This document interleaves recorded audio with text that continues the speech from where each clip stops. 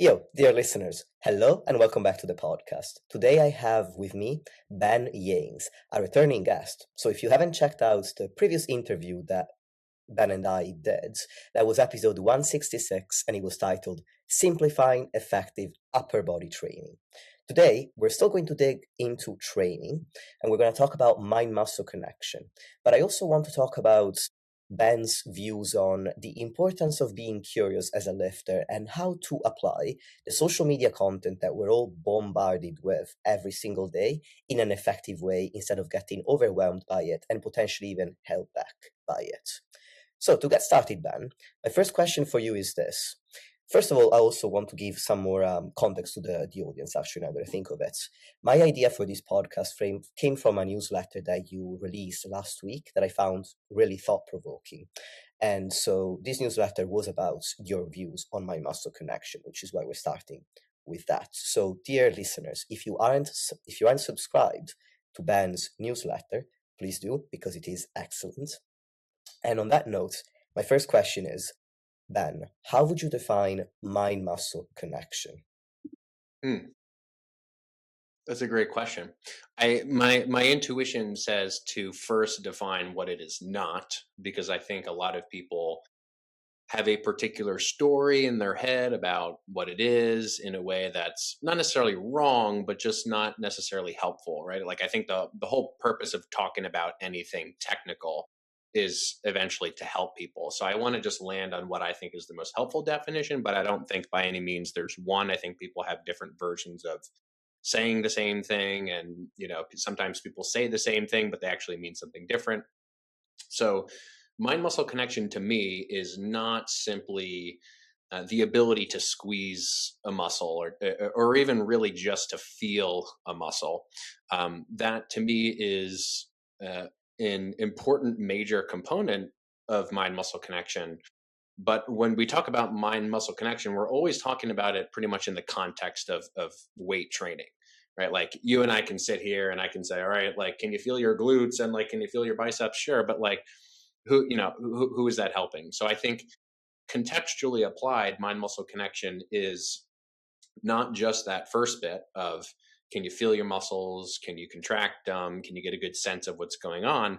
But also to understand that stuff in the context of actual exercise, which includes understanding the external world to some degree, right? So, as an example, you can know how to squeeze your glutes all day long, but if you don't know how to set up an exercise that loads your glutes in a way that makes them, we'll say, the thing to do the job, then it's irrelevant, right? Then, and you see a lot of bodybuilders sort of fall into this trap of just using setups that don't really make sense for the muscle, but just squeezing the hell out of the muscle and sort of not making progress in that specific group because of that. So you can kind of have this interesting combination of people who some people know how to squeeze, some people know how to just lift and they're super strong, but mind muscle connection to me really comes down to the marriage of both of these things, of understanding the internal world of your body, so to speak, and then also understanding how to pair that with whatever we're doing in the gym. And I think that the people who really understand mind muscle connection can really feel in their bodies what setups, what techniques, what tempos, what ranges of motion are appropriate for each of their muscles that's specific to their anatomy, their needs, their pain tolerance, et cetera, et cetera. And I think this understanding really is something that moves people toward the advanced stages of lifting. People who don't fully internalize this concept tend to get stuck at one point or another, at which point it's ultimately a matter of just addressing the rate limiter. So I'll stop there because I can certainly continue to ramble, but that's overall what I would say it is not, and then what it is as opposed to that. Yeah, that makes sense. I'm wondering if you think that, or if you have experienced that when you were working with clients, are people born with a different degree of development of their mind-muscle connection? And can everyone improve on it? Yeah. So I think my belief is kind of like the optimistic opinion, if you will, which is that I think everyone is born with an inherent kind of ability to feel everything. And I think at some point or another along the way, we are either encouraged to explore more of that, or we are encouraged to kind of shut that down. And I think certain sports, for example, require that, to be athletic at a certain level, that during certain periods, you really ignore your body and the signs that your body is giving you. And at other points, you need to really lean into it. So, if you're in, the NBA playoffs are happening right now, right? These guys in the NBA, they need to be able to have a very good sense of their bodies to understand where their limits are. But at the same time, if they're on the court and it's game 7 of the finals, they also know exactly the time to sort of push that aside. And I think this happens to a lot of people at one point or another just accidentally. And so I think people start their lifting journeys at one point or another. Some people are quote unquote ahead, which is really, I don't like to think about it that way. I just like to think about it as like, okay, where are you at right now? What are the limitations you're currently facing? So certain people are absolutely more inclined than others, but and and a lot of people may be listening and thinking that's a good thing. I actually find, because I've worked with so many different kinds of people, a lot of the time when people have a high degree of awareness of their body and their mind is kind of like very closely paying attention to that, that can actually create problems. So this ability for someone to feel everything very deeply and very clearly can be a good thing if used in a way that's appropriate to the journey and where people are at. But it can also really hold people back, and it can make people overthink, and it can make people second guess what they're doing, even if what they're doing is working, right? So many of us, especially with, as you referred to earlier, that just the massive amounts of content that we're consuming, can start to question their own experience of a thing because they're so aware of it, if that makes sense. So in some instances, it can be a big positive. In other instances, it can be a big negative. It really just depends on the person, the time, and the place. And I can give examples of that if you want on either side. But yeah, it's certainly not a universal good. It's just dependent on how it's applied, like anything else. I love some examples to anchor the theory and also an understanding of your views on if somebody wanted to improve it, do you think that one can make a significant change to their starting mind muscle connection? Yeah, absolutely. I mean, just speaking from my own experience first, I went from having a total of zero awareness of where, let's say, my calves are just in space. Like, okay, can I use my calves in this calf raise kind of a thing? Versus, do I only feel it in my foot? Right. In the initial phases of doing calf raises, it was just like the only thing I felt were my feet. And I think that's a common experience. So I certainly started from a place of having more awareness in certain areas. A lot of people who I have been surrounded with just through coincidence, particularly guys around like sport, they tend to have a good awareness of like the biceps and the triceps and I'm a manly man, but they tend to not have so much of an awareness of like their glutes and their adductors and their quads and so yeah, that's also another point, which is some people start out with a lot of awareness in certain areas and not a lot of awareness in other areas, just like everything else, right? So some examples of when it could go either way. So I think of first, when would it be a quote good thing for someone to have a high degree of awareness? Well, it would be a good thing in an instance where someone comes to me for a session, let's say, and they have a pain in their shoulder. It would be great if that person had a deep awareness of what positions felt right for them, what positions felt wrong for them, and sort of everything in between, right? Because I can't know what's happening in their body without them giving the feedback. Um, on the other hand, someone who has that awareness in a context where they're not injured, things are going well, that can start to say, oh, like, should I be feeling it in this place? Like I was feeling it in this place for like the first 5 reps, but then it kind of changed. And then and on and on and on. And the wheels can start to really spin and people can start to question things that are just completely normal in most cases. And even if they're not expected, right? Like let's say someone is doing a row and they feel a little bit of fatigue in their forearms. It's like, oh, that's not a bad thing, right? Necessarily. Someone's doing an RDL, right? Or a deadlift. They feel a little bit of sensation in their back. That's a perfectly normal thing. Most people think that that's like something wrong to feel. So that's an instance where the person who has a high degree of awareness of their bodies could be a positive, could be a negative. Now, the person who has very little sort of awareness of their body could be a negative in a lot of instances, right? Like they're not aware that they're experiencing a pain, and so then they finish a set and they're like, "Ugh, that didn't feel good," right? Whereas the hyper aware bodybuilder from rep one, they know they're in the wrong position. They don't have to wait until the end of the set to recognize that.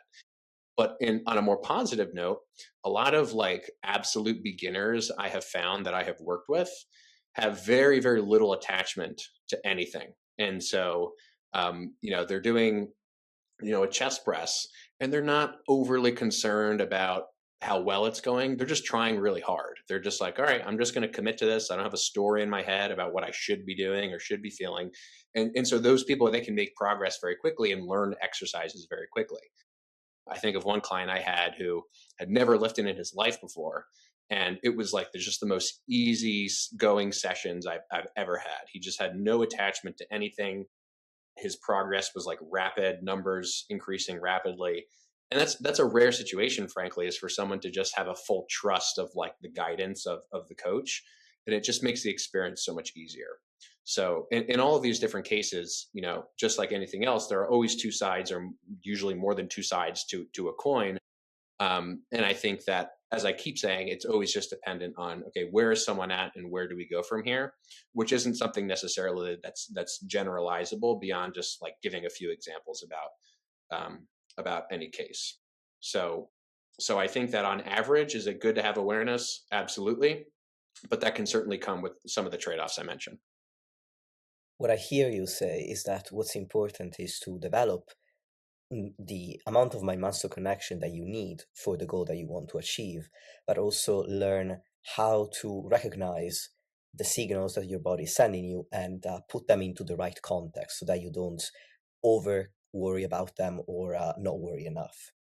That's right. That's exactly right. Yeah. And people generally who have an ability to discern for themselves what is what, those are the people who are able to make these little changes along every point in their journey to keep them moving in the right direction.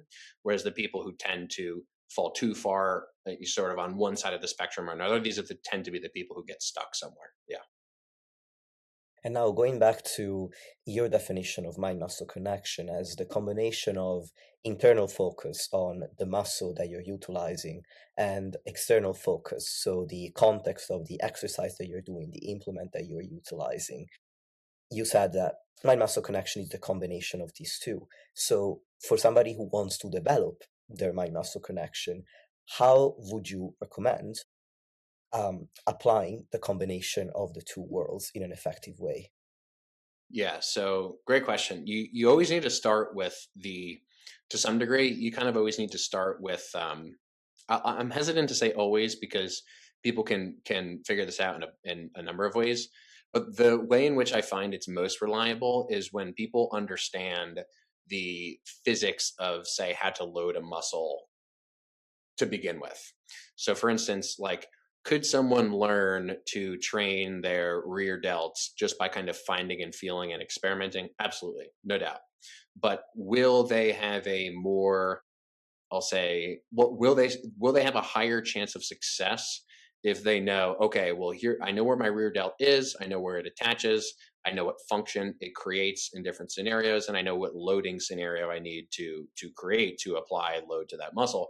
That person is going to be kind of ahead of the curve because their accuracy, so to speak, throwing a dart at a board, their board is just bigger. It's like, okay, if I know my rear delt like functions in a reverse fly or a row, well, that's going to kind of be a shortcut compared to if I think that my rear delt is going to like perform a lateral raise, or if I think my rear delt is going to perform, in some cases, people think it's like going to be activated in an overhead press, right? So you could be literally doing the exact wrong thing from like a physics perspective.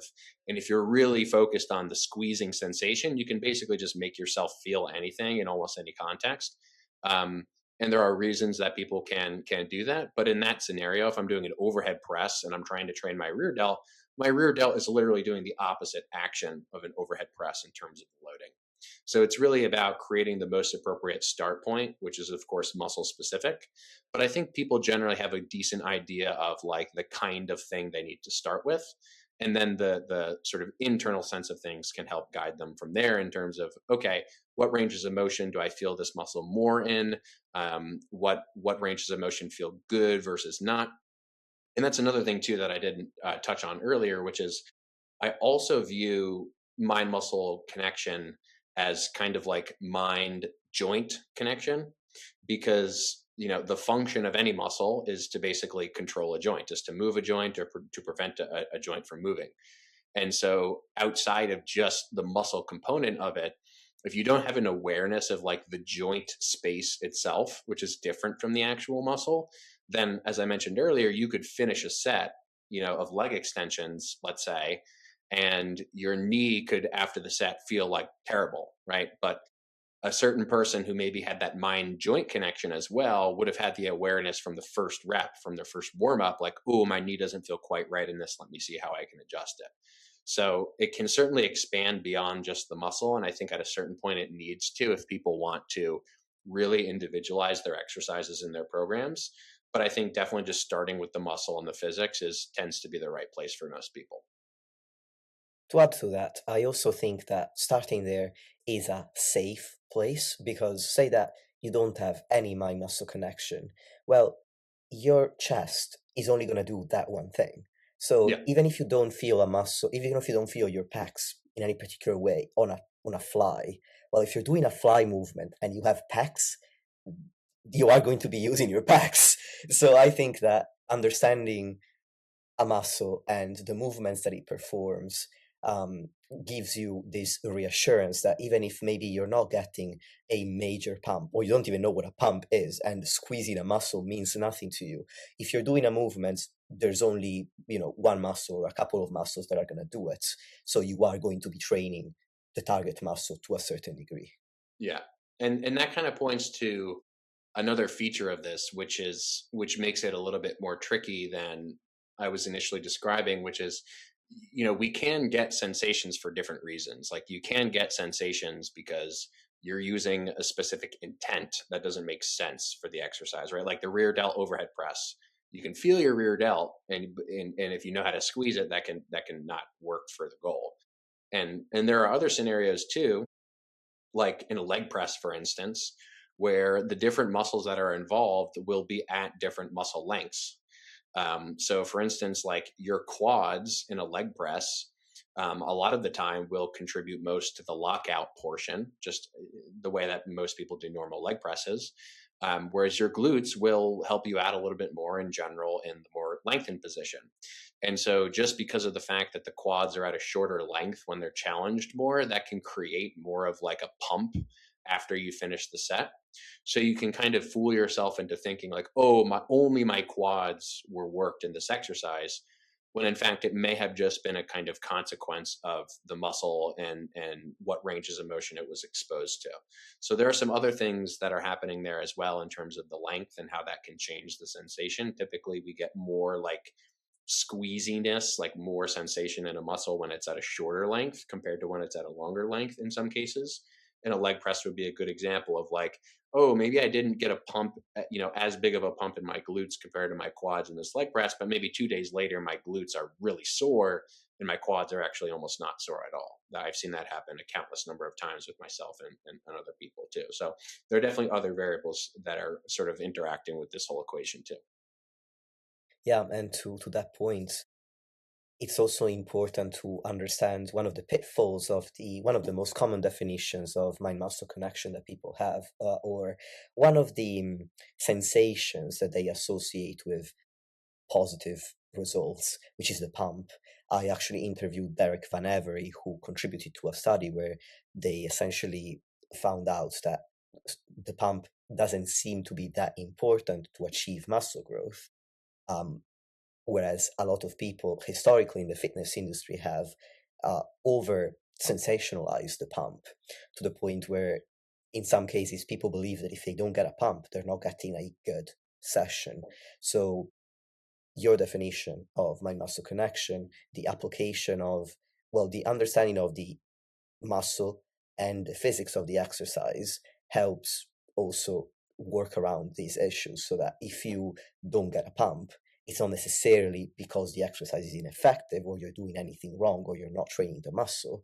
It may be a consequence of some of the factors involved in the biomechanics of the exercise. For example, to your point, an exercise, I find that exercises that are hardest in the short end range tend to produce a pump, whereas exercises that are hardest in the lengthened range don't really give much of a pump. For example, somebody doing a Romanian deadlift is not going to get a major pump in the hamstrings, but they are going to get a major pump on a seated hamstring curl. It doesn't mean that the hamstring curl is superior to the Romanian deadlift, or that they're doing the hamstring curl better than the Romanian deadlift. It's just a consequence of some aspects of the exercise. Yeah, that's totally right. And I think a really good way to go about this in terms of just a simple rule of thumb to apply is if you can be reasonably confident that a muscle is contributing to an exercise, like you know for a fact that your glutes are going to be active in pretty much any kind of squat, unless the squat is like made to be so quad dominant the way you set it up, which is almost never the case the way people typically do it. Like you can be pretty damn sure that your glutes are going to be working real hard in any kind of substantially loaded squat or leg press or deadlift or anything like that. You see this a lot in power lifters who have this massive pair of glutes, but who are never really super concerned about training that tissue and getting it big. You also see it in power lifters, like in their traps. Like a lot of power lifters, they just do deadlifts all the time, right? And they're not necessarily fatigued in their traps in the same way that you would be if you were doing a set of shrugs. But powerlifters end up with these mountains of traps on their shoulders as well, in general. So that's absolutely right. Yeah. So you said first step for you would be learn the physics of a muscle to begin with. What's the next step after that? Yeah. So once you kind of have a generalized understanding of that stuff, and for some groups it's extremely simple, for some groups it's more complicated. Um, from there, just take your best guess about like what kinds of exercises you think would feel good for that muscle. Most people listening to this probably already have a lot of or some experience under their belts about what that might be for them. And then the most important thing after that is really to prioritize and start to actually tune into your body and start asking your body the questions rather than like other like random people who don't know you or your situation or your programming and your history. I find a lot of the times I get questions about like whether or not someone should do an exercise. My first question is always to them like, what's your experience like? And they'll be like, oh my gosh, I did this triceps lift and I've never felt as much of a pump and as much soreness, and I've never progressed better. And I'm like, why the question, right? Like, trust yourself. And this is kind of to the broader point, right, around like the content stuff, is so many of us kind of just learn to distrust our own experience and invalidate our own experience. I mean, that's super common just in life generally. That tends to be a human thing, is just like invalidating our own experience to, subjugate it to someone else's opinion. And I think that it's just such a big point of importance in lifting, especially because, as I said earlier, only you know your body, only you own your body, only you can feel what's happening in your body. And so the more that you build that trust and the more that you trust the feedback that your body is giving you in any context, the easier this becomes, and the less and less and less you have to start to ask questions like, what do you think of this exercise and what do you think of that lift? It doesn't mean it's not useful or anything like that. I can give you a super in-depth answer about like what I think about an exercise. But ultimately, even when I'm applying an exercise to a client, the first thing I'm asking is, hey, how'd that go for you? Because I don't know. I don't know. And I think so. Just kind of admitting of the uncertainty of things and ending up just building a better trust for your body. That's probably the most important thing over the long term. And it really just requires a kind of buy-in to experimentation and curiosity and those sorts of things. To your point, Ben, maybe I'm not humble enough, but I consider myself a pretty decent coach. And one of the things I do with my clients is I ask them questions. They may not be aware of it, but their program starts with them. It does. They might think that it starts with me because I write it, but I write it because I ask them questions such as, "What's been your experience with exercise so far? What do you want to achieve? Which muscles are you most interested in?" I specialize in helping people with their physique. So typically they come to me to build muscle and lose fat. So I will ask them, which muscles specifically do you want to build? Which exercises do you like? Which don't you like if you've been to the gym before? And I gain a foundation of what their preferences are, what their needs are, what their understanding of their own body is like. And when I propose a program to them, I say propose because I don't really impose it. I always tell them this is draft one based on all of the onboarding material that you've given me so far, which is the application form. Then we have a consultation face to face. Then I give them a more personal, a more in depth questionnaire to fill out afterwards. So, based on all of that data, this is my best guess of what I think will work with you, for you, based on what I know about you and what I know about the scientific principles of training.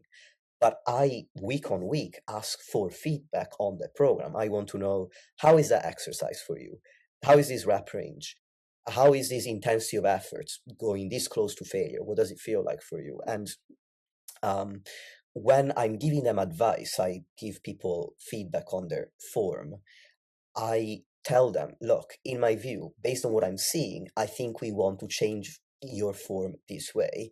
But then I tell them, let me know what it feels like for you, because while I might know on based on biomechanical principles what might be a good change to make, and I'm reasonably confident when I make that suggestion, everybody is a little bit different. And I found that a cue that is biomechanically correct for the average person just doesn't hit, doesn't land well with that one person who comes back and tells me, you asked me to do that and I felt nothing, or actually this thing started hurting. And now you're like, well, then let's throw that out of the window because it doesn't matter whether it's biomechanically accurate if it doesn't work for you. So to your point, Ben, I'm just agreeing with what you're saying and I think that when a, a coach is trying to help you, they are encouraging you ask yourself these questions because they will ask them of you. Yeah. And that's such an important point for all the coaches to hear, because I think, at least for me, like getting into coaching years ago, my understanding of it was basically like, okay, my job is basically to just like kind of boss people around and tell people what to do, and like that's coaching. And I think a lot of people come from that place, and understandably, and think that they're kind of the boss.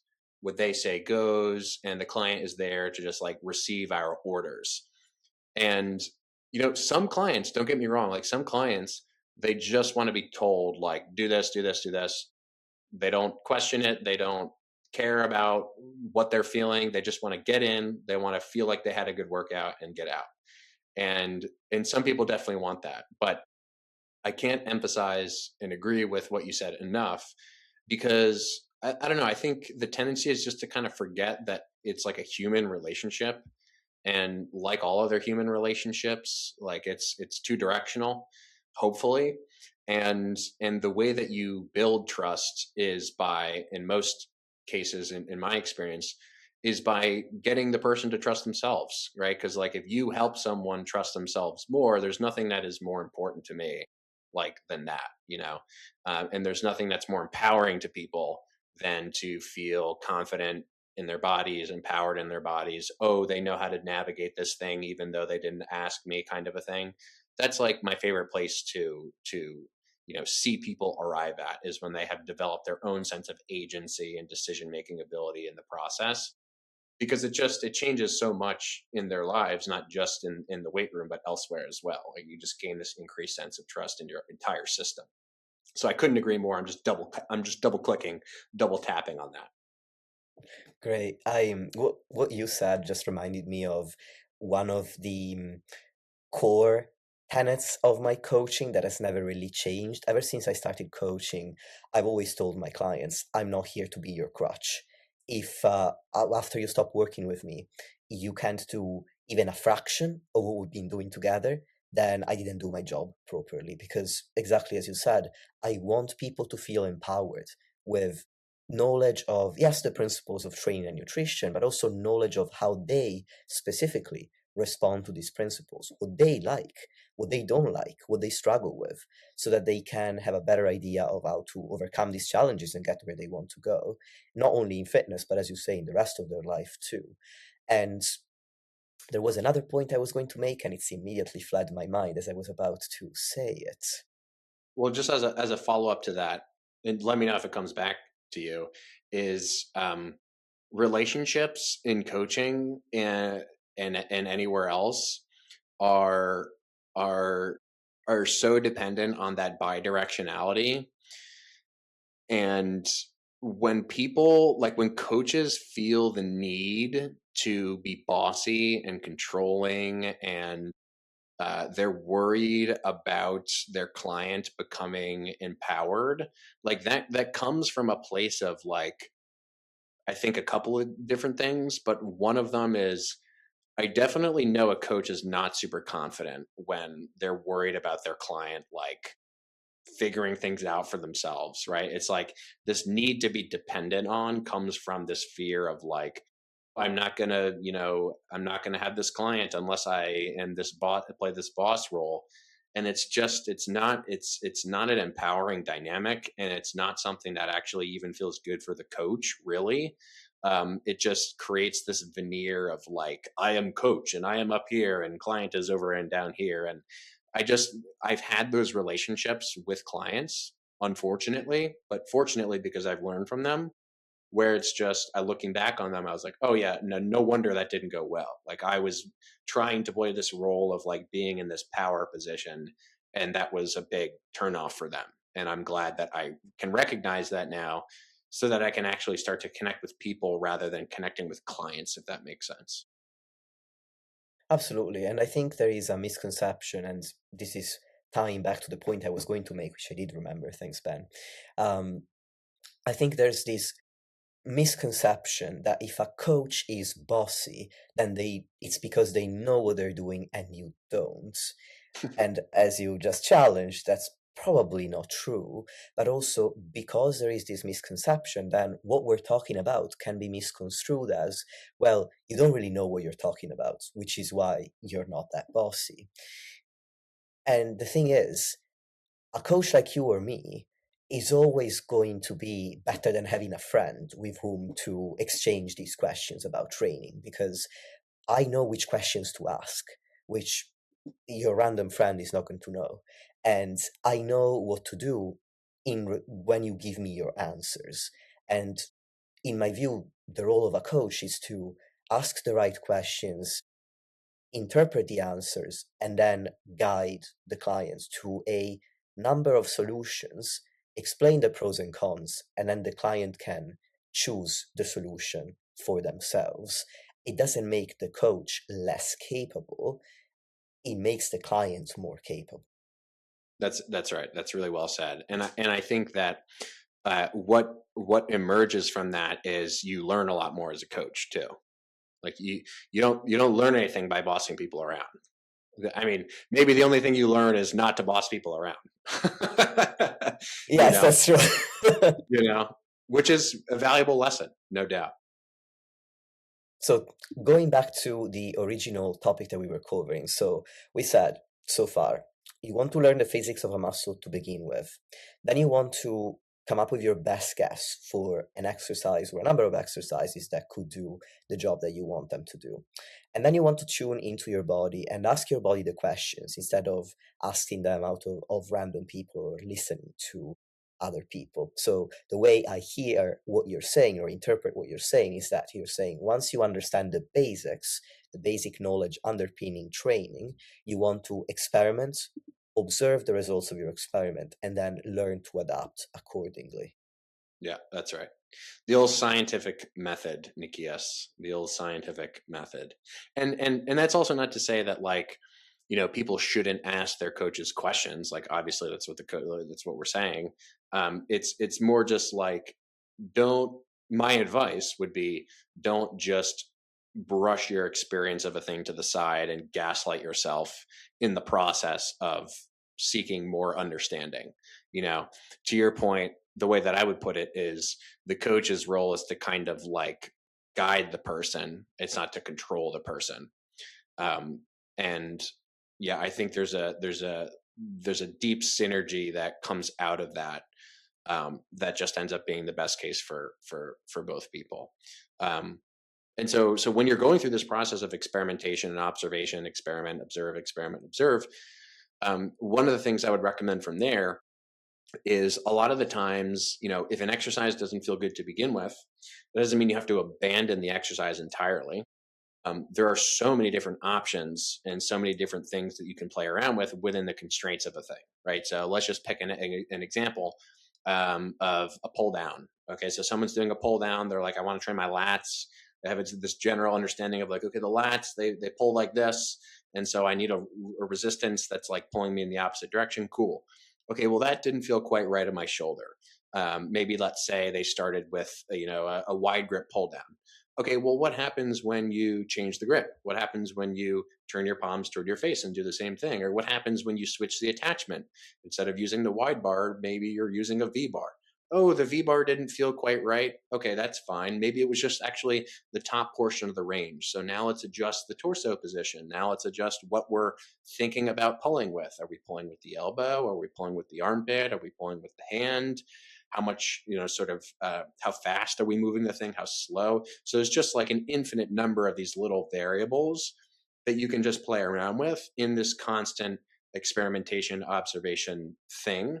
And what I find is when people get really, really good at that, the external demands piece and the internal experience piece tend to get married, because you're playing around with the external to adjust and pay attention to the internal. And when people converge on options that feel really, really good, what I find is that they can go and do pretty much any version of that thing and find a way to make it work for them. Whereas the people who subscribe to very rigid rules about things, they tend to not be able to navigate problems particularly well. So it's all about just kind of expanding the options and just recognizing what you actually do have the opportunity to do, and not and not being stuck in this super rigid sort of fear-based thing of, okay, well, I either do this or I abandon it and go and do something else. So it's just kind of recognizing first that you do have so many options, even within the constraints of the things that you're already doing. What you're describing to me sounds like an active process. I also think that there could be a passive process if you're approaching an exercise for the very first time and it doesn't feel particularly good to begin with. Maybe you don't need to change anything, because if it's the first time, maybe you watched a video on YouTube, you watched one of Ben's excellent demonstrations on YouTube or Instagram, or maybe you watched my demo video because you're working with me and I filmed it for you, or wherever you're getting this information from, you're basically doing your best imitation of that thing that you saw. Your best imitation is not going to be the best imitation. So sometimes it's just a matter of allow yourself some weeks to practice, because practice is going to help improve, even if you don't necessarily make any particular change. And practice gives you the experiential data that you need to actually make the modifications that you, Ben, are suggesting, because you wouldn't even know what to experiment with if you don't try enough Yeah. times. Yeah, that's absolutely right. And I think that much like any other skill, it would be ridiculous to say, "Oh, I'm gonna learn how to play guitar, and so by the end of today, I'll know a song." It's like, no, no, no, no, no.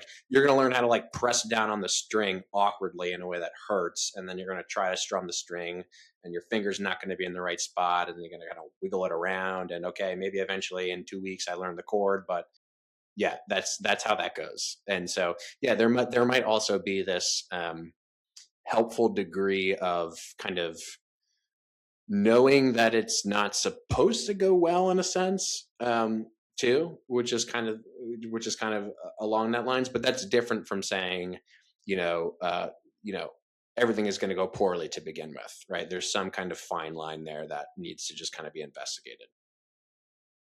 I agree. Broadening the conversation to discuss the use of content, I think that nowadays most people are learning exercises not necessarily from an in-person trainer, but from Instagram, TikTok, and YouTube.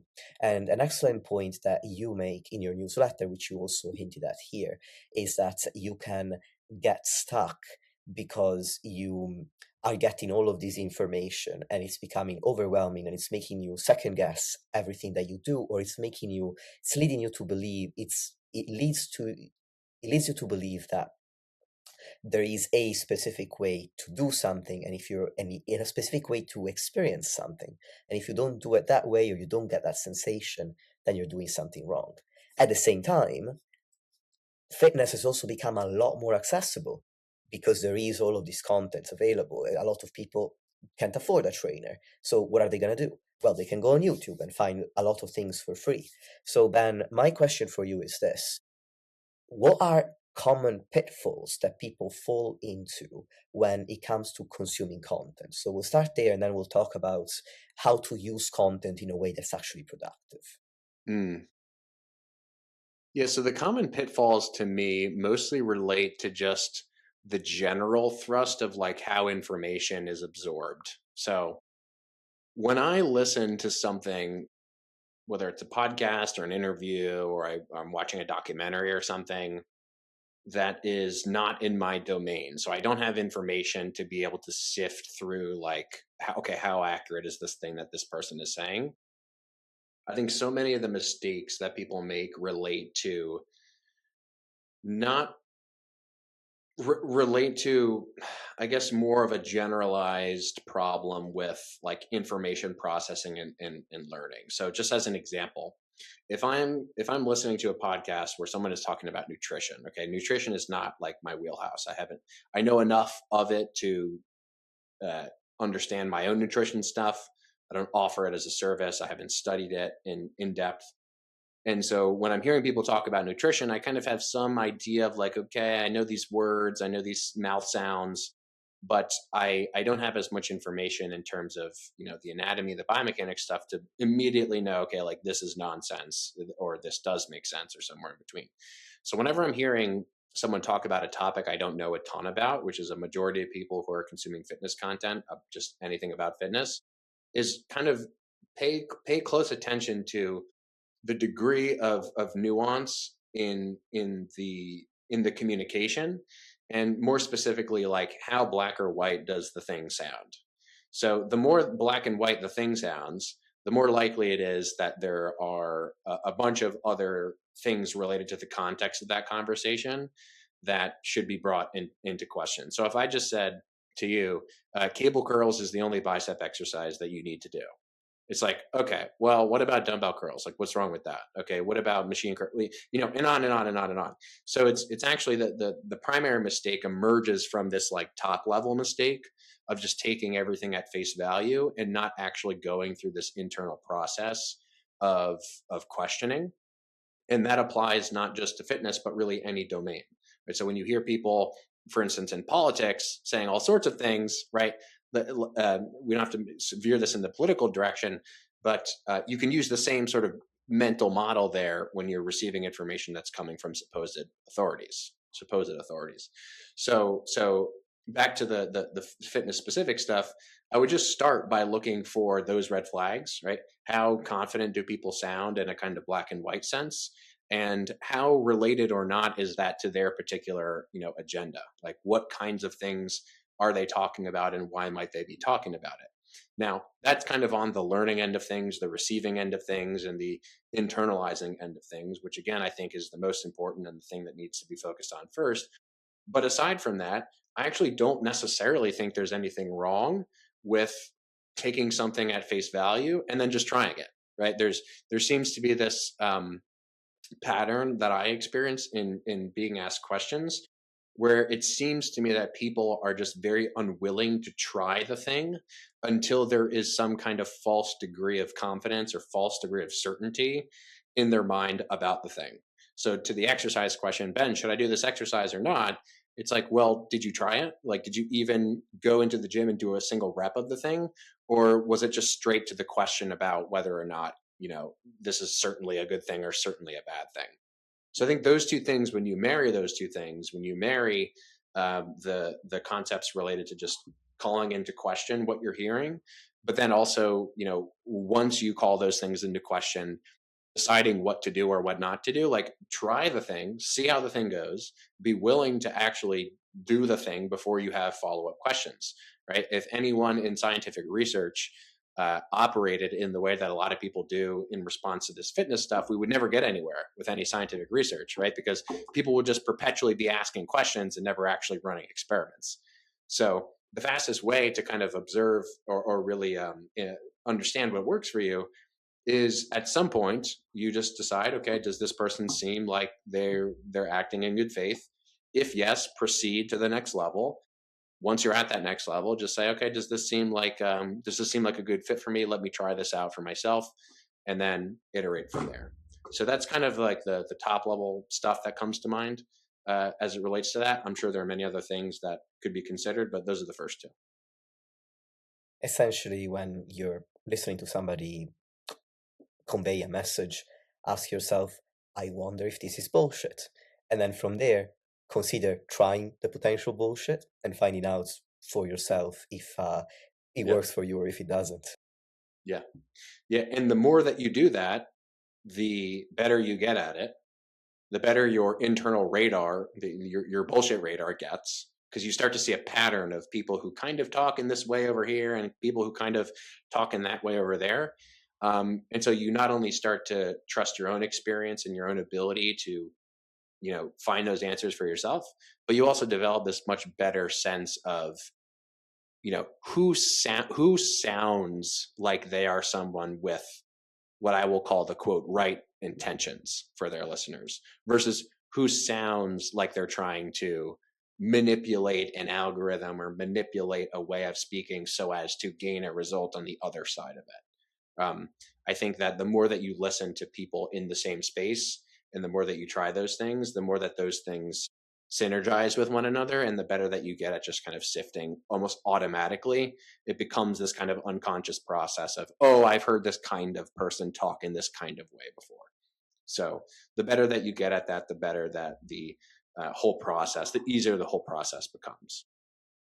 And speaking of patterns, Ben, when you listen to enough content on a certain topic, you also notice that the people with the right approach for you tend to agree on the general principles. They might have differing opinions on the minutiae of how to apply those general principles, but dear listener, if you listen to my podcast and then you listen to the Revive Stronger podcast with Steve Hall, and then you listen to the Iron Culture podcast presented by Mass, we might have some differing views on how to apply the content that we're talking about, but ultimately the principles that we discuss are always the same. So once you learn to recognize that pattern, it also becomes even easier to identify content that's worth your time and content that isn't. Yeah, absolutely. And those are great examples of podcasts that, like, yeah, there are many guests that appear on those podcasts whose opinions and the applications that I couldn't disagree with more. But that's like the whole sort of, that's what makes it fun, is like people have different opinions. Like imagine how boring it would be if everyone was like, well, we got the answer, everyone knows the answer now. It's like, no, come on, that wouldn't be fun. It's like playing a video game that's like too easy. You got to make it kind of difficult for it to be interesting. I agree. Besides, opinions are different for valid reasons. If somebody agrees on the principles, but their methods differ, it's usually, at least in part, because they just work with different people. I don't do what Kassem Hansen does with his clients, even though I might agree largely with what he has to say on training, because I don't train the high level athletes that Kassem helps. So I don't apply his method because it just wouldn't be relevant to my clients, just like I'm sure he doesn't apply what I do because it wouldn't be relevant to his clients. So one of the factors that contributes to differing opinions is just who is this person primarily helping and serving. So that's another way by which you can recognize people that you want to pay more attention to. If it sounds like they help people like you, then likely their way of applying the principles that they're talking about is more applicable to you. And that's Hmm. something that resonates with me personally, because when I started out and got into bodybuilding specifically, I didn't have the level of discernment yet to be able to tell apart things that I could do as a beginner getting into lifting versus recommendations that very reliable and trustworthy people in the fitness industry were making for competitive bodybuilders who were going to step on stage. I heard everything and internalized everything as something that was reasonable to do, but I didn't yet have the level of um, uh, crit- critical thinking. That's the word I was looking for. I didn't have the critical thinking skills required to be able to discern you should be doing this and this is not for you just yet. And that's another way in which a coach can be really helpful, because I don't give my clients all of the information or all of the applications. I just offer my clients a choice of application that applies to their situation in particular. Hmm. Yeah, and that's a great point about social media generally, which is that we and by we I mean I tend to forget that everyone has their own very special algorithm. Everyone has their own little echo chamber that they're stuck in, and no one is seeing other people's echo chamber. And so there's this whole like weird reality capture thing where people, if you ask 10 people what is the fitness industry, it's like they might say 10 different things. They might say a couple different things that are different from person to person. um, yeah, and that's just, I guess, part of the benefit and also part of the problem, because there can be tremendous alignment and utility for people consuming information. And then there can be the exact opposite, where you are receiving information from a particular echo chamber that's just going to send you in the wrong direction forever. And I've seen that play out a bunch of different ways.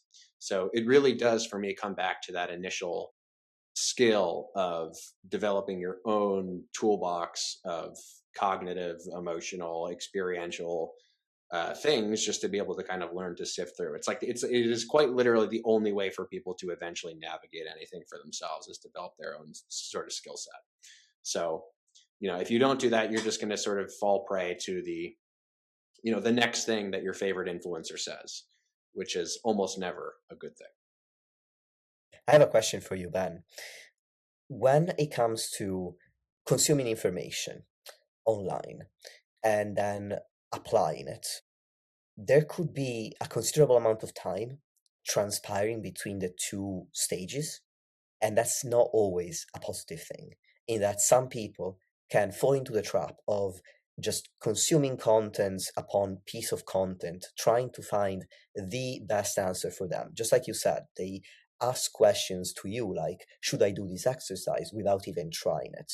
And to an extent, I understand wanting to do your own research before you commit to a program. That's what I did before I wrote my own first ever bodybuilding program. When I started, I read the whole Muscle and Strength Pyramids by Dr. Eric Helms, and I listened to a bunch of his podcasts. But then it came a point where I wanted to actually do the thing. And I noticed that there are some people who can fall into paralysis by analysis, where they never actually start experimenting because they're looking for the ultimate answer. So, Ben, my question for you is, how can you make the decision that it's time to stop researching and start applying? Mm. So I don't have a good answer to this. I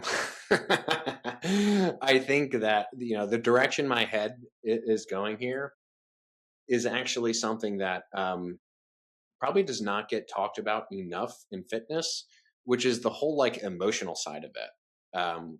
Like much like the client coach thing, we tend to forget that the whole emotions thing exists, and so many of the, I think, roadblocks that people run into, particularly the overthinking type, are fundamentally rooted in a fear, like a kind of specific fear or shame or anxiety, just a combination of negative emotions that prevent people from making a decision. And what I find is that those people tend to never really get out of that loop as long as they're looking for answers. It's like the amount of times I've given specific people I can think of this is the same answer over and over and over again is just that information is not the solution. The solution is to try to understand what exactly it is that is making the decision so hard for you, which on a generalized level, typically in my experience, tend to be something like, "Oh, I'm worried it's not going to work out." And it's like, okay, valid worry to have. But like, what are we going to do with that?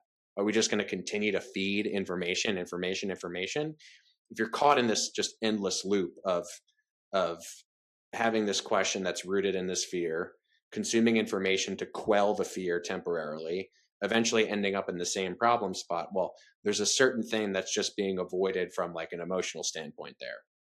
So by no means am I some kind of therapist or expert in emotions, but what I would say is taking a deeper look at what specifically is underneath of those questions is the most important thing. And then answers start to kind of become more obvious, not in terms of any definitive answer, like, oh, this is what I need to do, but it just becomes like it's almost like the question kind of becomes irrelevant in a sense. Like the questions kind of stop and the experiment sort of begins. And so from my experience personally, I don't exactly know how I did that. It just happened. And I think a lot of people don't necessarily do it intentionally. It's just something that kind of happens with a deeper and deeper and deeper degree of interest and investment in something. And I think that that's just not something that can be resolved by information. And so I think any answer that is rooted in answering the question that comes from the fear will just lead to a consistent avoidance of actually addressing whatever is, underneath of that. So, it can be incredibly complicated from person to person, but I find that like, in my own experience, just talking to people about the emotional experience is like the highest return on investment thing for me. I agree. The most common concern that I talk about with my clients as well is, or people in general, is the fear that it's not going to work. And talking about it can be helpful because, for example, in my view, what if, well, actually, in my view, there's nothing that doesn't work. There are things that are not going to give you the result that you want, but you still learn from them. And then there are things that give you the results that you want. So even if something doesn't give you the outcome that you want, you're still going to learn something along the way, if nothing else, what you shouldn't do. And it still makes you more capable than when you started. And just like Ben, you said earlier, you can't expect to learn a song by the end of the first day that you're starting to play guitar. You also can't expect to get the exact outcome you want by the end of the first month that you started trying something to get there. That's just not how anything works in life, and not in fitness either. Even though for some reason, a lot of people are led to believe that that's the case, that you can just become Mr. Olympia overnight just because you've been lifting weights for like 3 weeks. But that's just not what happens. Even with a coach, I often make this point with my clients. Just because you're working with me now, it doesn't mean that you're going to be 100% successful. Maybe in the past you were 30% successful, and now with me, you'll be 60% successful. I can't claim that I will make you perfect because it just depends on too many factors.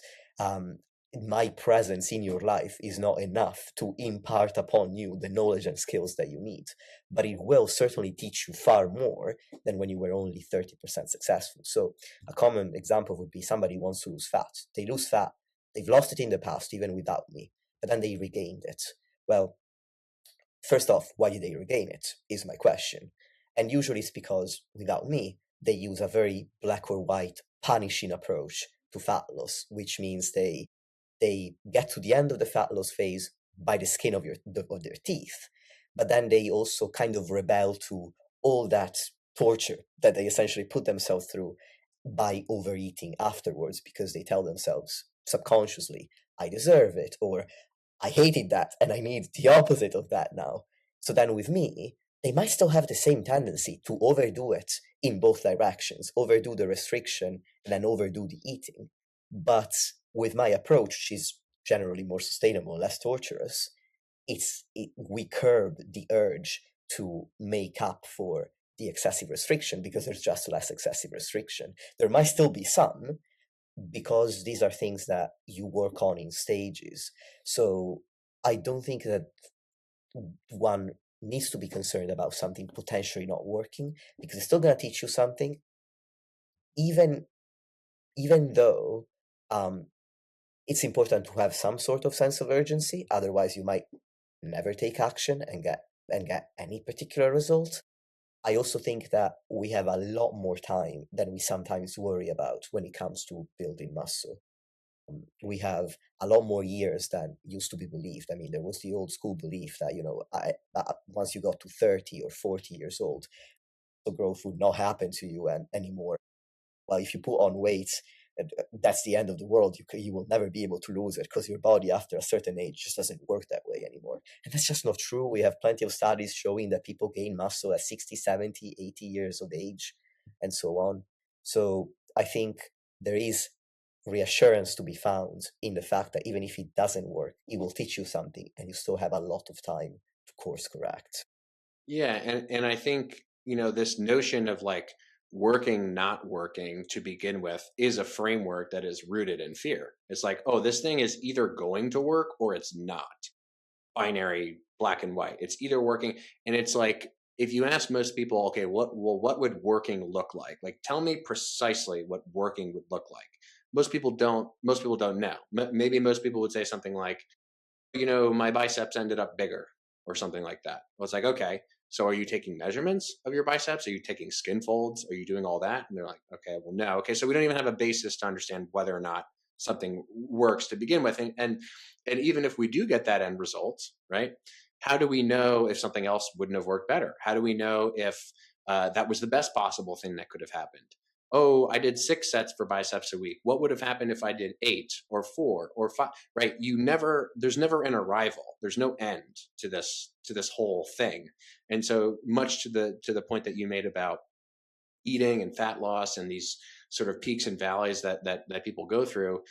Um, the extreme fat loss approach often is rooted in the fear of like, I need to do this by this amount of time, or in this amount of time, I need to be ready for summer. I need to look like this. And there's all these like really strong stories that people are very tightly gripped to just because they're worried about getting to the place. But if they just focused on creating a situation that was like mostly enjoyable and sustainable, like the people who just do that, they just end up like figuring it out for themselves because they're just in the enjoyment of the process. And you hear this all the time. It's like a very trite thing to say, oh, enjoy the process, focus on the process. But it really does come down to um, pretty much in some sense having no attachment to the end goal. The end goal is more of like an orienting thing. So it's like, okay, I know if I want to get bigger and stronger or lose fat, there are these generalized things I need to do, but there's 10 million different ways to achieve that outcome, as is evidenced by all the people who have done it in 10 million different ways.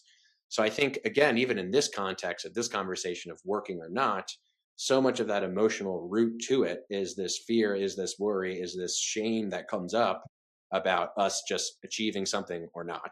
And nothing in life tends to work that way. Like I either get it or I don't. It's just this consistent spiraling evolution of things that ends up eventually, making you feel good about something or not. And so I think if people just really enjoy and find a way to enjoy their training and their eating, like things tend to work out for those types of people in my experience. Same.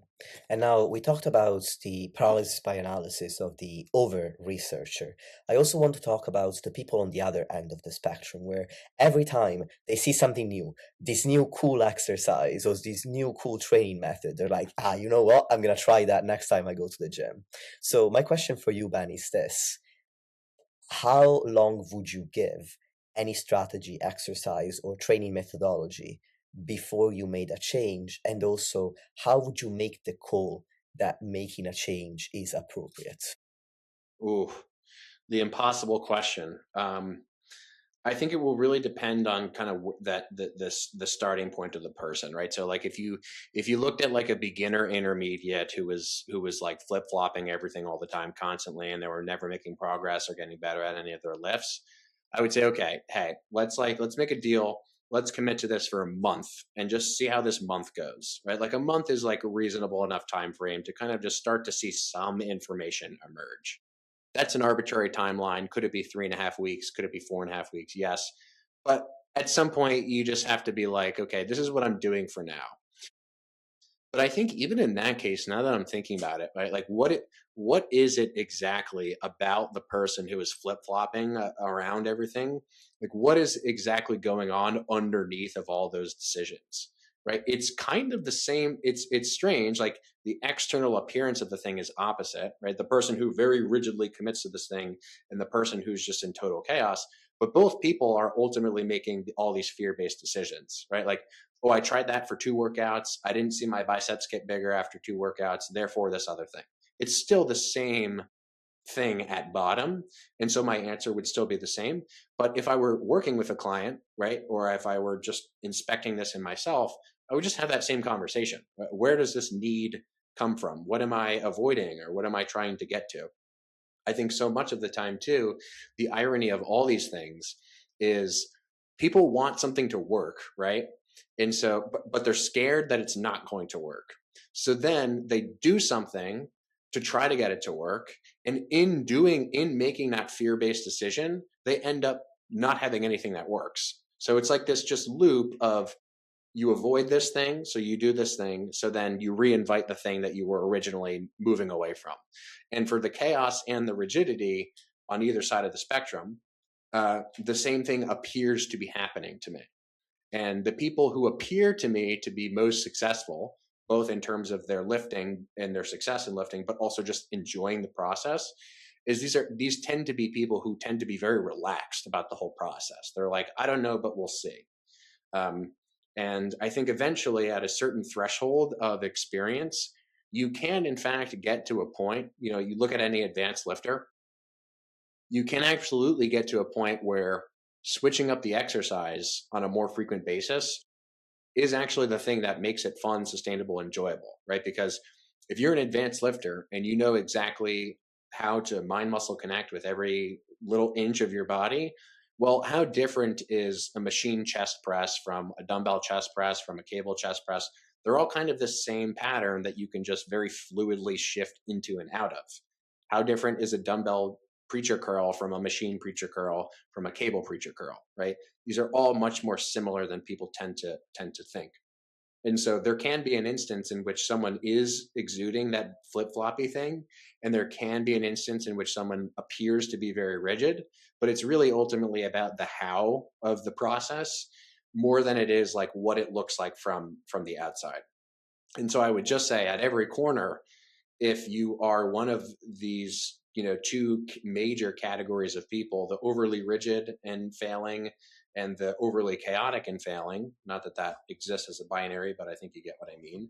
Um, in any instance, inspect what is underneath. What is underneath of this thing that is making me ping pong? What is underneath of this thing that is making me very restricted? Because you hear someone, for instance, like Eric Helms, talk about these topics, right? Such an amazing speaker, so much knowledge, so much understanding. All he's talking about is like context, context, context, context. What is underneath of the decision? What is underneath of the decision? Best guess, observe, refine. But he talks about his own training. And in a sense, yeah, he's taking it more seriously than anyone you know.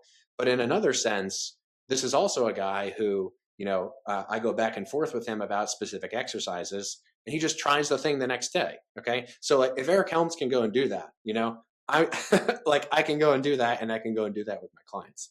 So it's so much more to me about the how than the what specifically in so many instances, at least when it comes to this sort of side of things. And I cannot recommend enough that people start to inspect the psychological, emotional components of their own system more, because I think it just makes all these other components just so much easier to understand and to apply and to refine over. What came up for me as you were answering the question was that essentially what I'm hearing you say is that people are chasing feeling. They want to feel a certain way, and that's why they make certain decisions. So another way of thinking about this could be to explore how you want to feel and what would help you feel that way that's still effective towards your long-term goal.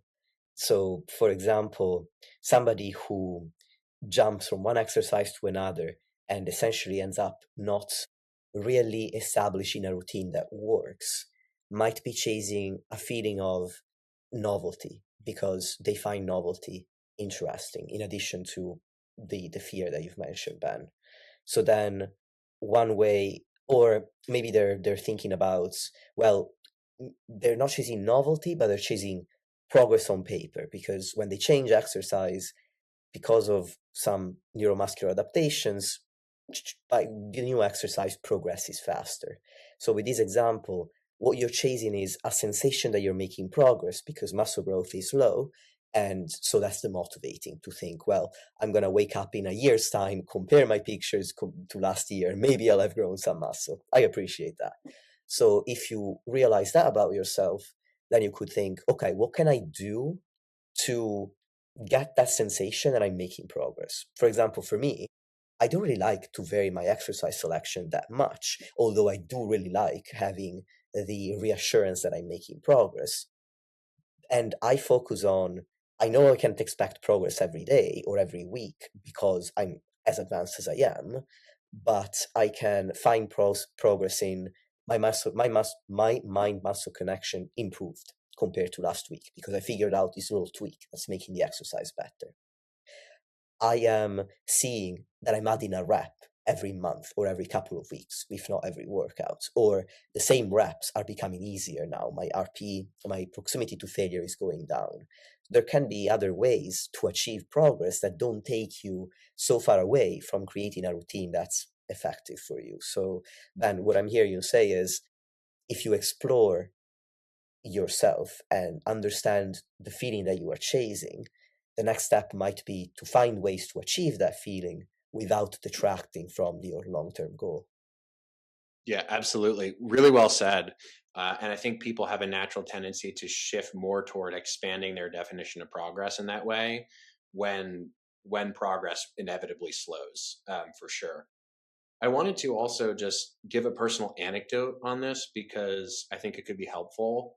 Um, and also, it's sometimes impossible to speak about these things in any helpful way when it's done as a generalization or when I'm making assumptions about people's experiences. So, an example of this for me that comes to mind is I was heavily involved in powerlifting for a long time, like recreational powerlifting. And I got into it. So I never competed like formally, but it was just like I loved to barbell bench, squat, deadlift, and have that kind of inner competition. And through that process there was a lot to it, but what I recognized is my progress in my physique and strength was ultimately limited by my attachment to progressing in those lifts, and my attachment to progressing in those lifts, seeing the numbers go up, hitting a new PR, right? It was all dependent on this sense of like internal validation just in me myself as a person, um, to the point where if I would hit the number I would expect, then I felt good about myself and my life and my personhood. And if I didn't, or if I went backwards, or if I got hurt, all of a sudden, like everything is under threat, right? Like I'm not good enough. I'm not making progress. So very quickly, it became this really terrible loop to get stuck in of just basically uh, outsourcing my sense of like self-worth to how much. I mean, in a certain sense it's ridiculous, like how many plates am I putting on this metal bar, right? That will make me feel good about myself, right? And so it really wasn't until I had something more meaningful to buy into, which ended up basically being overall just exploration of hypertrophy training and training with a guy who is now one of my closest friends, and really diving into that world that that I moved away from powerlifting.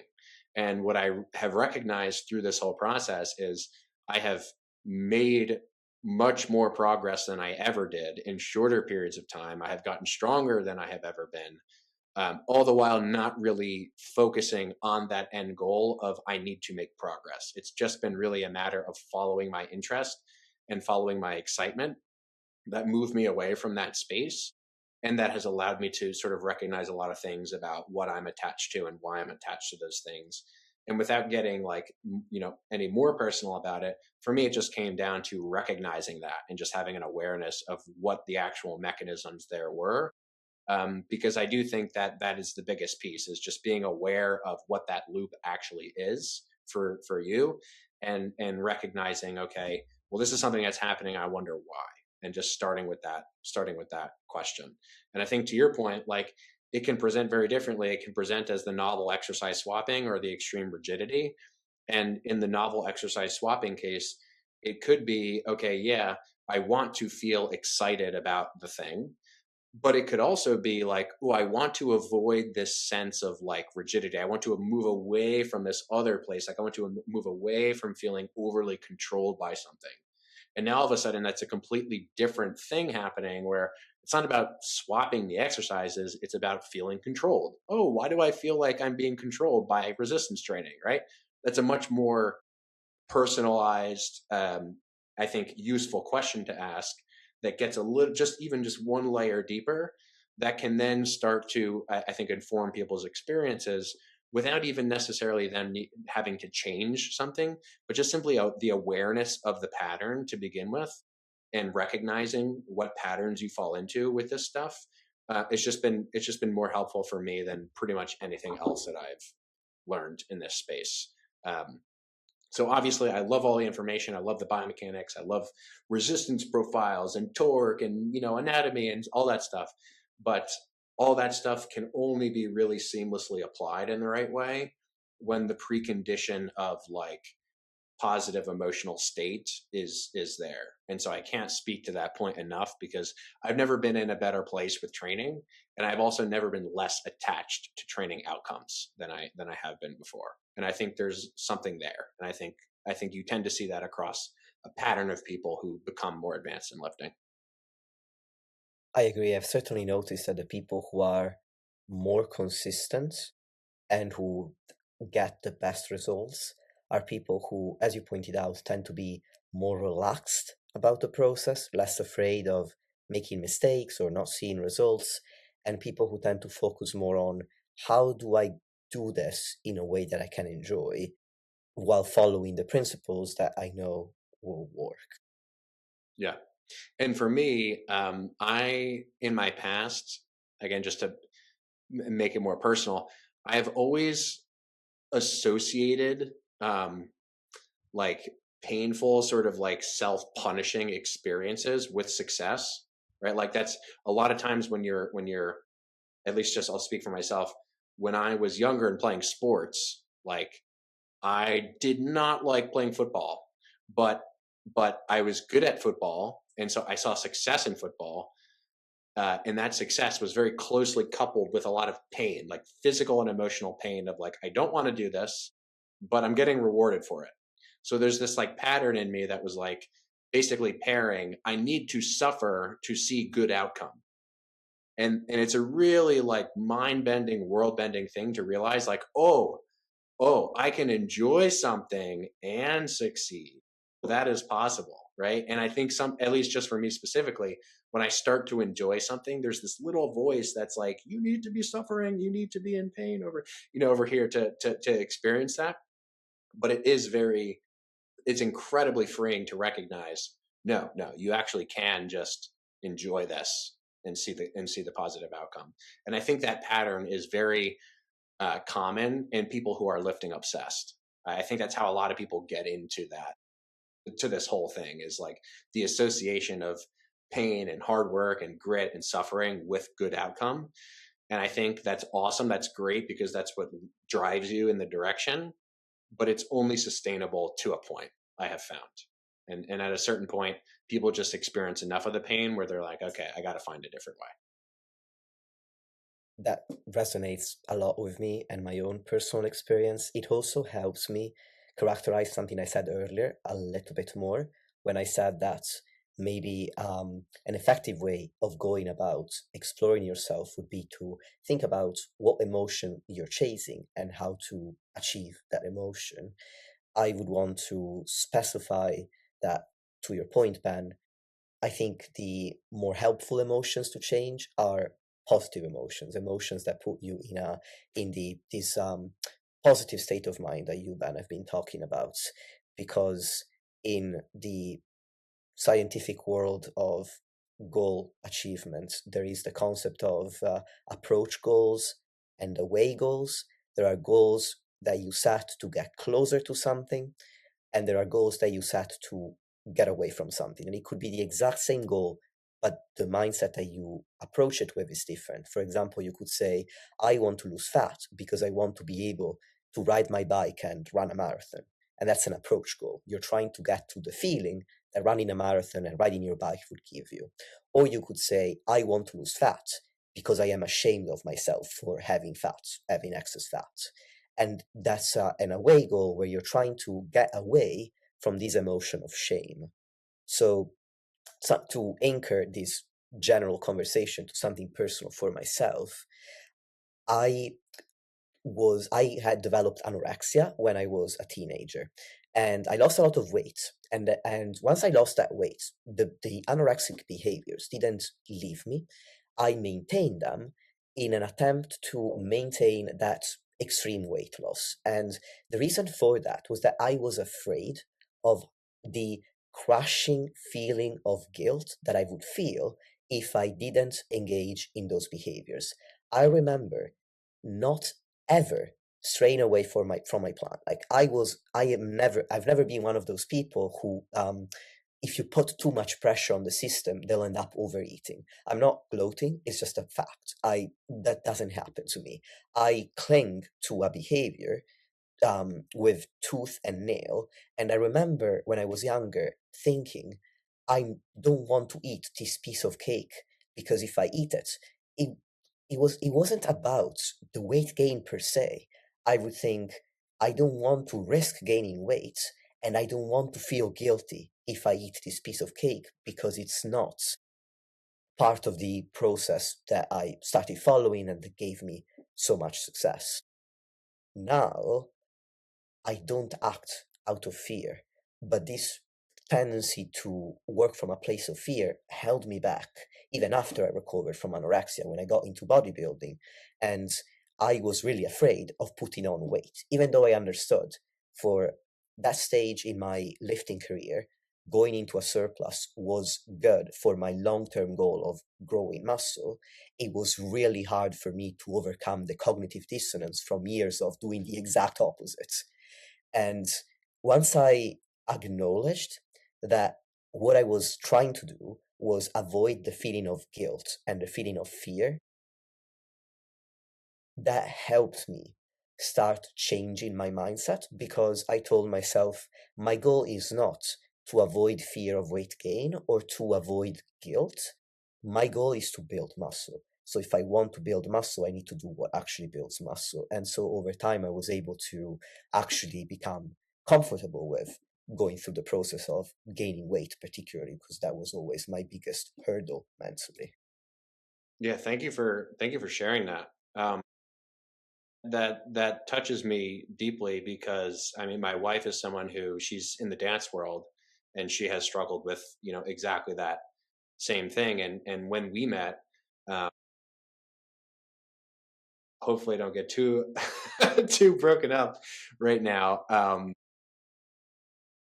She was she got so much closer to me because I, at the time, was in the process of like diving headlong into the bodybuilding thing. So I was like eating all the time, like like strict meal time, perhaps in a different sort of emotionally avoidant way. But it really helped her to kind of like yeah, just shift that goal more toward almost what I was doing in the sense of moving toward rather than moving away. And I know for her that was huge, and I think that's going to be super helpful for people to recognize in themselves as well. And I do think that's a perfect example of like, it on some level it may sound a bit janky for people to hear, but like the need to like swap exercises every week, like there's something deep there. Like it's not you know what I mean? And it's not common, in fitness content and in fitness podcasts for people to have these like real deep conversations. So I'm like super appreciative of it right now. But it is like the thing that is ultimately the impetus for change. It's not the curls, it's not the pull downs. It's like it's you. Everything is you. That's the common thread. And I just in my own experience, when I have noticed a pattern in one area, whether it's with biceps or it's in my relationships, it's just everywhere. It's just like it's all of it is just coming through me. So yeah, I don't have really anything else to say on that other than just I'm grateful that you shared it. And I think that if this conversation does, if anything in this conversation was internalized, I hope it was that, yeah, paying attention to your emotional experience is the thing that I think is probably most important with all this stuff. And I want to echo your gratitude because you prompted me to share about myself because of the way that the direction in which you took the conversation. And I completely agree with you that this is the kind of topic that most people in fitness don't really want to talk about because I think we tend to focus on what gets results, what's practical, what's logical. I am a very data driven person, a very logical kind of person. So I can see the allure of almost pretending that you don't have emotions. But ultimately, the truth is that you do. And as much as it would be nice to think that everything you do is absolutely logical, Yeah. that's not actually the case. In fact, you want to think of yourself as logical because you have an emotions, you have a certain way that you feel about the word logical as opposed Um, to the word yeah. passionate or whatever the opposite of logical is. So I think it's important to have the conversations, to give people some frame of mind or frame of reference to have the conversation with themselves. So I'm really happy that we ended up going in this direction, which I hadn't really predicted at the start. Yeah. Yeah. I totally agree. And the reason, the reason I'm laughing is because there's so much of me like written all over that. Um, like up until I basically had like this emotional sort of awakening occur where I was like, oh, I have emotions. I was so certain that like I am the most clear-headed, logical, straightforward, I tell it like it is thinker, and like anyone who doesn't think that, they can just they can go and fuck off, right? And it's like it's just yeah, it's just hilarious to me uh how lost on people that tends to be who think that they are like the logic driven person. And anyone who I have talked to who's really like deep into that identity of like logic person, like science person, and is also being kind of like irritated and aggravated about their communication of how people are so illogical, I'm just think to myself like, is anyone else like seeing this? Is anyone else witnessing this? So yeah, it's totally just about, and also the thing too about the irony is like, the thing that makes you most logical, like the thing that makes you into the best decision maker, is leaning into the emotional intuitions. It's like it's not. I mean, of course, like the science, the information. I dig all that. I love all that. It's a passion, but it only gets you so far, and and um and it's really really fortunate to to kind of see through that veneer, to kind of see through the facade of that. And I wish that for as many people as possible, because it really truly is freeing in a way that getting your biceps bigger will never be freeing. I mean, you see this everywhere, right? You get the results. Oh, but that result wasn't good enough. Let's go and let's get the next result and the next. Oh, I have $2 billion. Well, 3 billion is going to be the number. It's like, we all understand it intellectually, and then emotionally, it's a different story. So yeah, I mean, you're inspiring me to have more of these types of conversations because, uh, on some level, I think it's the most helpful thing. I think the information is, as I said, amazing. I'm passionate, love it, but there's only so much you can do with information. There's only so much you can do. I agree, and I'm glad I'm inspiring you. You're inspiring me as well because I found this illuminating for myself and my own personal growth. Something that came up for me as you were talking is that personally, I used the label of logical as um, a core part of my identity for years. The reason wasn't, and the reason was actually rooted in emotion. I didn't like that when I was younger, I was really good at pattern recognition and data collection and interpretation from a logical perspective, but I couldn't name my emotions. I could say, I feel bad, but I couldn't tell you anything more specific. Like, I didn't know if I was angry. I didn't know if I was lonely. I didn't know if I was frustrated. And I didn't even have words to articulate what I'm articulating now. It took me many years to understand that the reason why I liked the idea of calling myself logical so much was that I could control my thoughts, but I could not control my emotions. And ultimately, I'm a control freak, and that freaked me out. Yeah, yeah, for sure. And something else too that I just want to say that is like entirely practical for people or or I'll say something that something that someone can apply, that I've been applying recently is, uh I'll use the example of cardio. Okay, a lot of people hate doing cardio. And if you think about why people hate doing cardio, or why people hate doing anything, not saying people should just do everything, but the reason people hate doing cardio is because of how they feel when they're doing cardio. They don't like the feeling of doing cardio. So I have been experimenting with, I've been running for, I don't know how many months now, but I got into running months ago. For whatever reason, I don't remember. Just felt like it, just tried it, as we're talking about experimentation thing. And what happens, or what has happened along this journey, is at some point I started to really hate the feel. Like, at first, it was novel, it was exciting, the running, but eventually I started to really dread it. And I was like, okay, well, let me like inspect this experience a little bit more, because the excitement and the novelty wore off. Just like if you're, involved in a new fling, it's like you go through the romantic, like, oh my gosh, this is the most important person I've ever met, and da da da. And then that fades, and then reality sets in.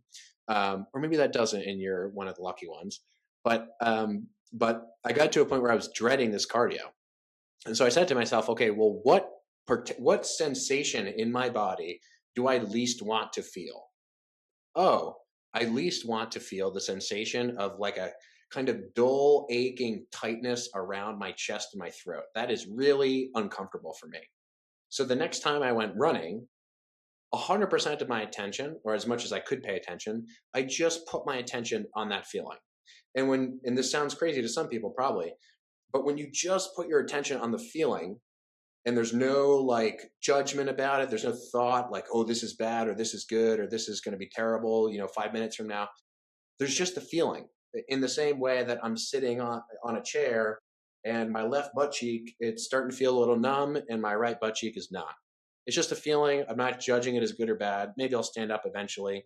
Um, but this is all to say that now when I go running, I actually look for the feeling, and I move into the feeling of tightness, warmness around my chest. And what I recognize is that it's strangely similar to the feeling of anger. And am someone historically who does not like to feel angry. I like to move away from, like, things get angry. I imagine my brain starts to freak out. Oh no, things are going to go poorly. The relationships are going to crash and burn. So there's that association that's all the way over this way. And then I experience it in the cardio, and I think to myself, oh, this is bad. Like, something bad is going to happen. Like, that's how my brain registers it. And so then when I just continue to lean into that feeling more and more, it actually comes out as like excitement and energy and clarity and like determination. And I can run harder and I can run for longer. And this applies to any exercise that you're doing, right? If you don't like the feeling in your biceps on the last rep of a set of curls, lean into the feeling, right? There's actually nothing scary about the feeling. It's just all of the thinking about the feeling that moves you away from it. So for me, I actually get excited about that feeling when I go to run now because I'm like, oh, I can't wait to feel like I'm ready to like climb Mount Everest or something. It's like totally invigorating. So that's just a practical and also personal example for me where this has translated directly. But as I said, it applies to any exercise that you do. Thank you for closing with a practical application of this conversation.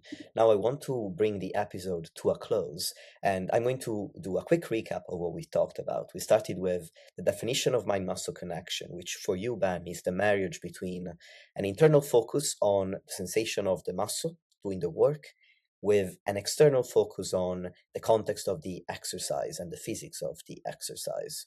And then we moved on to discussing how to create this marriage in practice, how to develop a better mind muscle connection by this definition. And you, Ben, mentioned learning the physics of a muscle and the related exercises to begin with, and then coming up with your best guess of what could be a good decision for you in terms of exercises to perform, and then tuning into your body and experimenting, asking your body the questions and trying to interpret the answers, and then experimenting and observing and adjusting accordingly. We then talked about how to use content in a more efficacious way and avoiding common pitfalls that could get you stuck.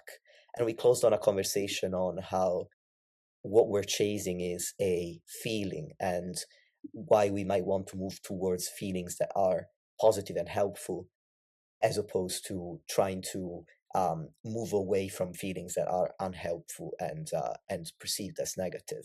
So within this summary, Ben, do you think I've left anything out? Is there anything that's coming up for you that you want to clarify further or mention that we haven't touched on at all in closing? No, I mean that was excellent, very comprehensive. The only thing I'd add as a kind of closing remark is I think it's all of these things kind of converge on a central point to me, which is if people can find a way to better understand themselves through the process of fitness, that's like the best possible outcome, basically. Use fitness as a vehicle to discover more about yourself and grow as an individual. That's right. Yeah, yeah, yeah. I like that. I love that too. All right. And on that note, Ben, how can people connect with you and follow your content and find out more about you and how to work with you? Just my name on Instagram. Everything is through there. If people want to learn more from me for free, they can go to my Instagram and consume that. But there's also a link on my Instagram to sign up to my free community. We have almost 10,000 people in there, which is great, and a bunch of people asking questions, and I have a bunch of free content in there as well. So those are the main places. Excellent. I'll put all the links in the show notes, dear listeners and viewers. As always, thank you very much for tuning in. Ben, thank you very much for coming back onto the show, and I will talk to you next time.